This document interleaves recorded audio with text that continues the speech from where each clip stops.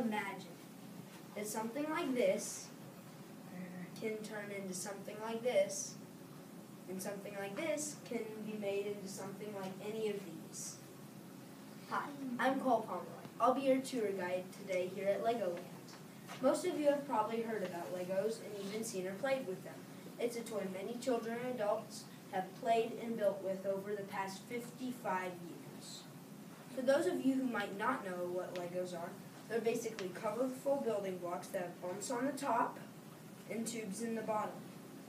This helps them stick together. When the bumps and tubes are pressed together, they interlock.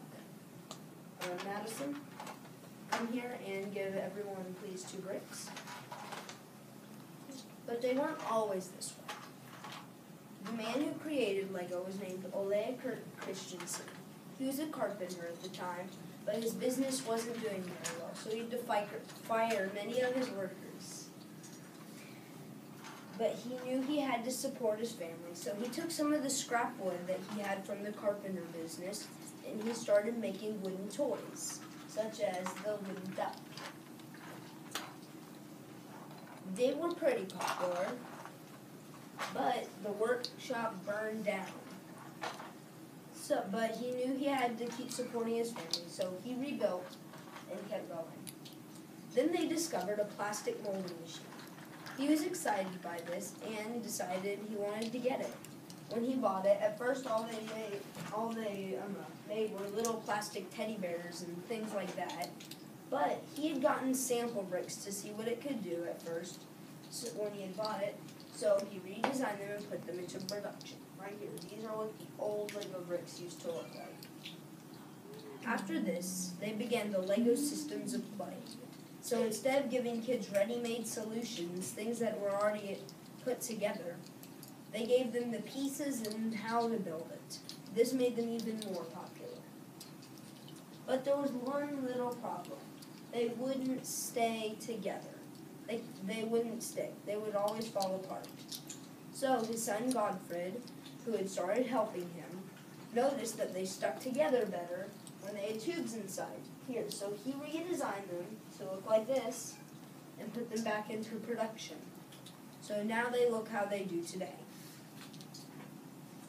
But then the workshop burned down yet again. But he followed in his father's footsteps and did not give up. He rebuilt, but he quit the wooden toy production entirely and only continued with the Lego systems of play. When he wanted a bigger place to display his Lego and its products, he created Legoland. We'll get to more on that later. But even since then, they've changed even more in their products and their appearance. First of all, their expressions actually only changed in 1989. They used to have the same old smile, or no expression at all, as the old Lego figures did. Then in Lego Castle, they came out with the Lego Skeleton. It's the first one with its own unique body that's not complete and solid, and its own flexible arms that can do a lot more stuff than the regular ones. Then they came out with the books and the games and stuff like that. Like this one. This is a Lego game. It's actually made of Legos. Then there were books. Books on how to work with Legos. Then simply books what you could build with Legos. Then they came out with video games and things like that.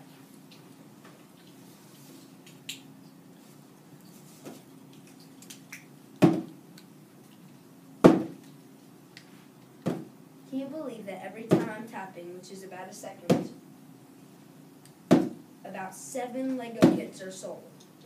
And every hour, 2.4 million bricks are made. In 2007, there were about 16 billion Lego elements. And now some of you may already know a lot about Lego, but here's some fun facts that you might not know. First of all, a Lego model was actually placed on top of Mount Everest. Lego soccer was the first Lego-themed sport.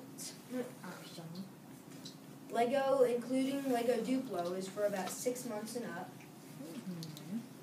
And they sent a Lego robot named Jitter into orbit. That's so cool. It's the third largest play manufacturer. And the Lego bricks float, but they're not watertight. So if you made a Lego cup, all the water or whatever you put in it would simply seep through all the cracks. Then they patented several brick designs, such as this one. But even if they didn't use the design, no one else could. Also, Legos are sold all over the world in over 130 countries. Which reminds me, I should tell you about how it's affected the world and in what ways.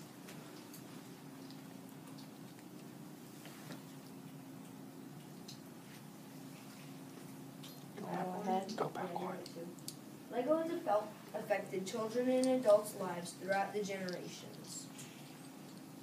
It brings families together in the games and in just Freeville. My sister, my dad, and I built this when I was a little younger, and somehow it's not destroyed yet.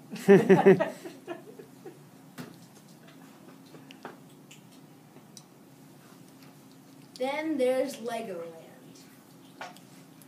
In fact, in 1968, its first year, over or about 600,000 people came to Legoland. And now there are 6 Legolands in California, Florida, Billund, Dutchland, Windsor, and Malaysia. Then there's also It Inspires Architects. Here's an example of an architect who was inspired by Legos as a boy. His quote, "The incentive received from being a Lego builder, coupled with my drawing skills, it actually inspired me to become an architect at early age." It also inspired this man to take an ordinary bridge and make it appear to be made out of Legos. Whoa. Then there's the companies like Creo. What they do is they've taken the Lego construction and incorporated it into their already popular toys. Also, Lego is a brain booster.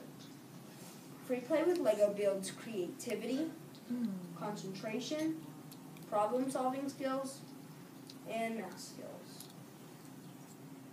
Mindstorms builds science skills and gets kids excited about technology.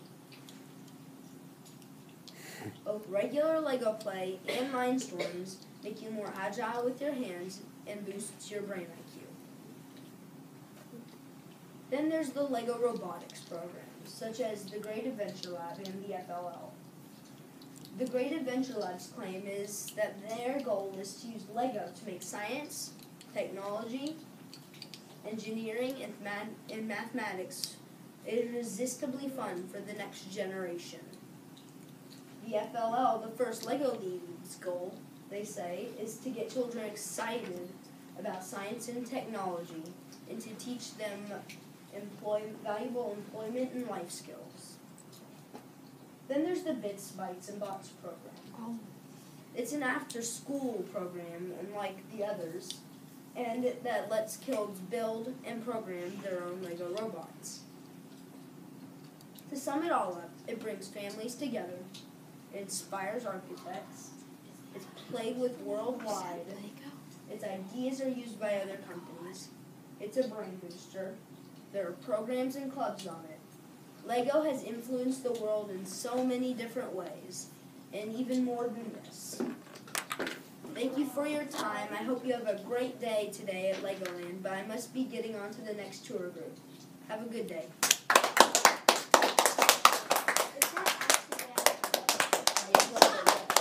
those actual people? Yes.